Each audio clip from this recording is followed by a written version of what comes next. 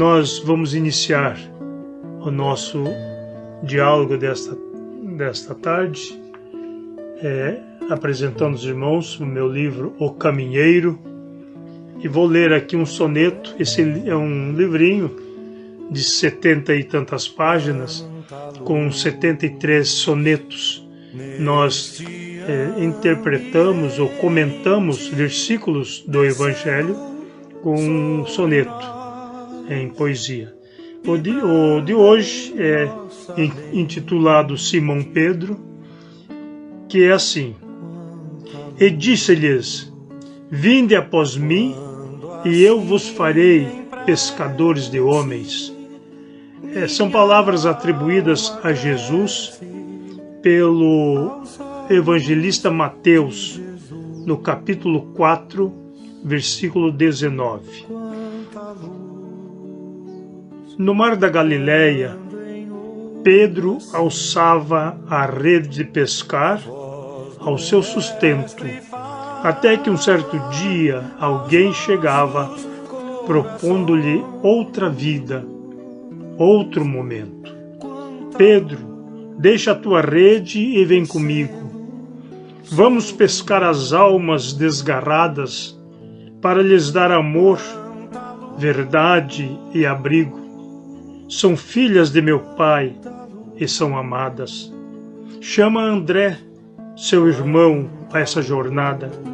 O tempo está chegado, sentencia. Conjuguemos ao mundo o verbo amar. E vai pisando areia em suas pegadas, marcam o rumo dessa profecia e faz de Pedro a pedra angular. Este soneto eu escrevi no dia 6 de 10 de 95. Quando eu falo palavras atribuídas a Jesus, vejo que sempre é bom falarmos sobre isto, porque, assim como palavras atribuídas a Jesus, não foi ele que disse. Jesus não escreveu nada. Ele falou. Consta que a única vez que se viu Jesus escrevendo foi quando lhe apresentaram a mulher adúltera, que não é Maria Madalena ou Maria de Magdala. Essa mulher adúltera não tem nome citado. Então, consta que quando apresentaram-lhe aquela mulher, e falando que a lei dizia que tinha que ser apedrejada, simplesmente ele se agachou e passou a escrever na areia. O que será que Jesus escreveu? Há os fazedores de ideias de que ele, naquele momento, ele passou a escrever o nome daquelas pessoas que estavam ali, cobrando uma atitude. Ele, então, passou a escrever o nome. Levantando-se, ele perguntou, falou a eles, ou melhor dizendo: atire a primeira pedra aquele que estiver isento de pecados. E voltou a escrever. Quando ele levantou a cabeça, só tinha a mulher em pé à sua frente. Ele pergunta a ela: mulher, cadê os que te acusavam? Ela respondeu: eles foram embora, Senhor. Ninguém te condenou? Não, nem tampouco eu te condeno. Vai e não peques mais. Então, esse é o momento narrado sobre Jesus. Então, e muitos outros momentos. Mas consta que naquele dia ele escreveu. Fora disso, ele falava, trazia sua mensagem, ensinava. De resto, ensinava-nos, porque sua mensagem permanece viva. Até diria no superlativo, vivíssimas. Nós que muitas vezes nos fazemos de mouco, mas até que desperte em nós o som da consciência. Cedo ou tarde, este som chegará aos nossos ouvidos. E naquele dia ele fala a Simão Pedro que ele estava caminhando no mar da Galileia. Quando nós falamos em mar da Galileia, não é mar, é um grande lago. E estava caminhando e viu então duas pessoas pescando, atirando a rede.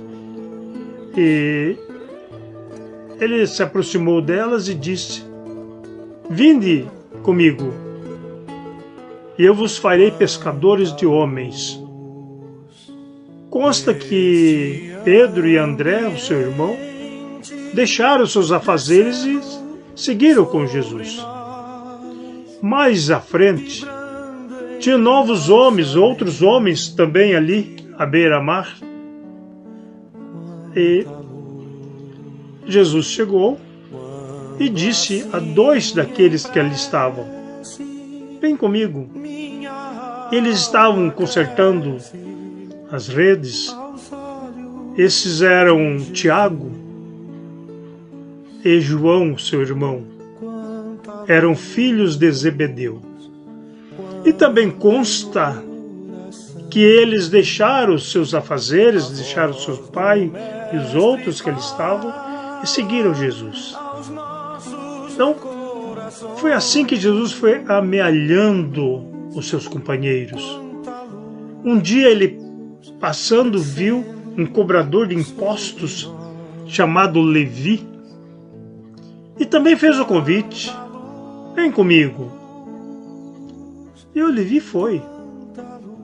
Então, desses nós vamos encontrar João, que se tornou o evangelista, e Levi, que se tornou o Mateus,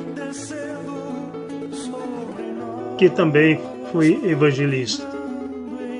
E assim Jesus foi fazendo a sua equipe. Reuniu em torno de 12. Eu não vou me lembrar o nome de todos agora, mas além de Pedro, de André, de Tiago, de João, tinha de Levi, que passou a ser Mateus, ainda tinha Bartolomeu, Filipe, Tiago, que foi chamado Tiago Menor, o filho de Alfeu, tinha outros. Judas, eram dois, Judas Tadeu e o Judas de Queriote, que ficou conhecido como Judas Iscariotes, aquele que entregou Jesus aos sacerdotes, ao sumo sacerdote. Então, era o número de 12. A esses 12, Jesus acrescentou mais 70, chamados anciãos, que os mandou para que fossem levar a sua mensagem. Deu-lhes poder de curas.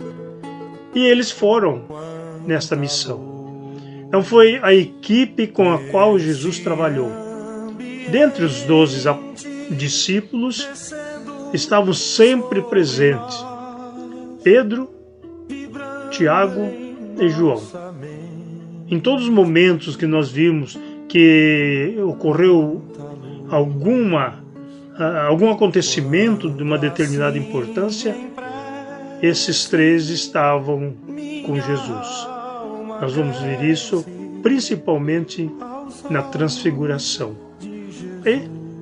Então nós vamos analisando o papel desses discípulos. Aprenderam com Jesus, questionaram e Pedro passou a ser o símbolo da Igreja de Jesus. Então, nós vamos citar aqui, apenas rememorando, um momento importante da história do cristianismo, quando Jesus, ali do lado de Cesareia, ele pergunta, eu vou falar aqui no meu linguajar para ficar mais familiar. Ele pergunta aos seus discípulos ali reunidos: quem os homens dizem que é o Filho do Homem? Então eles falaram assim, olha, uns dizem que você é Jeremias, outro que é Elias, outro que é João. João tinha sido morto há poucos dias. E outros ainda dizem que é um profeta que voltou. Jesus não o censura por isso, mas ele reformula a pergunta. E vós? Quem dizeis que eu sou? Nesse momento, Simão Pedro toma a palavra e diz, tu és o Cristo, o Filho do Deus vivo. Algumas traduções falam Deus que vive. Jesus contempla o Pedro e lhe fala, bem-aventurado és tu, Simão Bar-Jonas, porque não foi carne nem sangue que te revelaram isso, mas o Pai que está nos céus. Simão, tu és Pedro, e sobre esta pedra edificarei a minha igreja. Vamos refletir sobre isto. Quem diz os homens que eu sou? Uns dizem que é Jeremias, é Elias, é João, é um dos profetas. Tá, e tudo bem. Eles dizem que é isso. Não sou. E vós? Quem dizeis que eu sou? E quando Simão Pedro faz a revelação, ele fala, bem-aventurado és tu, Simão Bar-Jonas, Simão filho de Jonas. Porque não foi carne e nem sangue. Ele não disse, não foi a carne e o sangue. Ele não estava se referindo a Pedro. Estava dizendo que não foi uma mensagem material de um homem, mas da espiritualidade. Uma mensagem divina, diríamos assim, que informava que Jesus não tinha encarnação no planeta Terra, a não ser aquela, a única, quando ele vem para nos trazer a mensagem viva, a mensagem que nos faz reviver, nos faz renascer,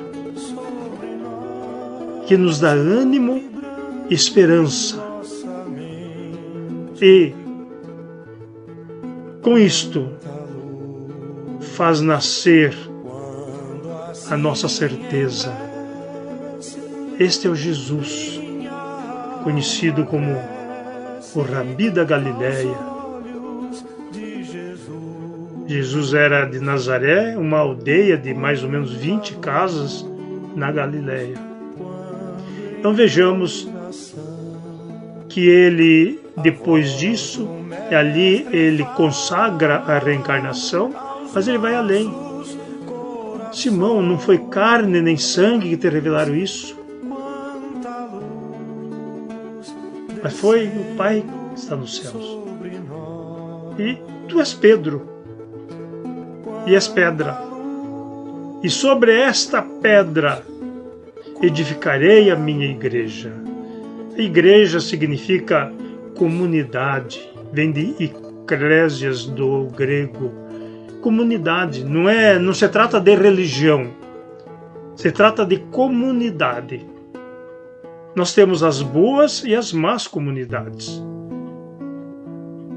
E o mestre fala naquele momento da comunidade boa, daqueles que se convergem com pensamento positivo, fundado no amor, na caridade.